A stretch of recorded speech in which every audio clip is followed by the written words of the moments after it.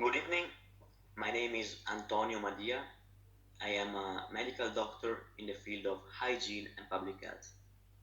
The title of my presentation is Type 2 Diabetes mellitus in urban and rural districts in the area of Volisso Hospital, Ethiopia. The prevalence of NCDs, non-communicable diseases, and in particular diabetes mellitus and hypertension, has been rapidly growing in developing countries, both in urban and rural districts.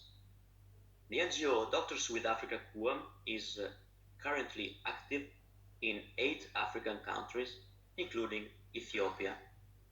I had the wonderful opportunity last year to spend 6 months of my residency in hygiene and public health in Ethiopia with QAM, working in St. Luke Catholic Hospital, Volisso, Oromia region. In this hospital, a collaboration was underway between QAM and the local association of diabetic patients with the aim of guaranteeing the correct monitoring and treatment of the disease for the patients. So between December 18 and May 19, 244 patients were visited in a dedicated outpatient room. We selected 55 patients out of the 244 patients who met these 3 inclusion criteria: DM2, at least 2 visits in the 6 months, and on insulin therapy. These patients were split in 2 groups, 27 coming from urban districts and 28 coming from rural districts. We studied the following variables: the modality of insulin storage, so basically if a fridge was available to store insulin, the number of monthly glycemic sticks, at least 3 glycemic sticks per month or less than 3, the compliance with prescribed therapy, the glycemic control, good or poor, and finally the knowledge of the glycemic target. We find out that there are some important differences between the 2 groups. First of all, as you can see, 52% of the patients coming from urban districts report that they have a fridge available where to store insulin.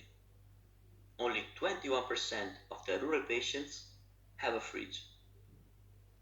75% of our rural patients and 48% of our urban patients conserve insulin in the sand.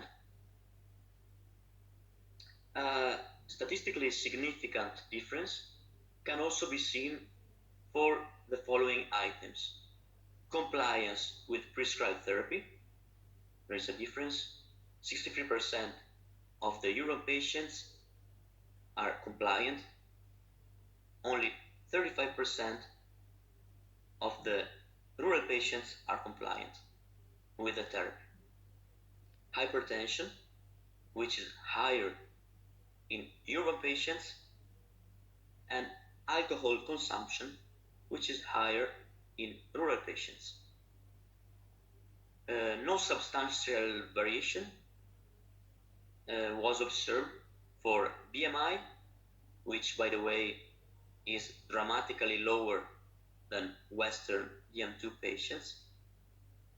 The glycemic control, which is low in both groups. The number of monthly glycemic sticks, and the knowledge of glycemic target, which is around 40% in both groups. To conclude, the differences highlighted between type 2 diabetic patients from urban and rural districts in the area of Volisso suggest that these populations may have different features and risk factors. This consideration may be useful in the organization of specific public health interventions aimed at addressing the issue in the different settings. We are looking forward to expound our research in the following months. Thank you very much and have a nice evening.